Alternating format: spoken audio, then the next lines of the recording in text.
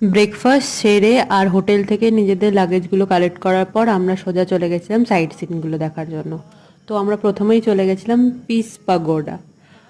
তো ওখানে গিয়ে ওই ওপর থেকে চারপাশটা দেখতে এতটা সুন্দর লাগছিল যে আমি তো কোনোদিন পাহাড় দেখিনি, এটাই আমার প্রথম পাহাড়।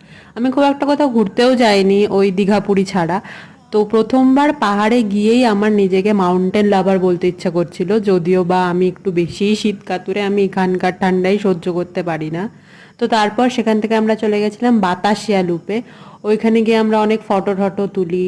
সেখানে গিয়ে সবাই অনেক রকম জামা কাপড় পরে ফটো তোলে, বাট সেটা আমার তোলা হয়নি কারণ আমার খুব একটা ইচ্ছে ছিল না।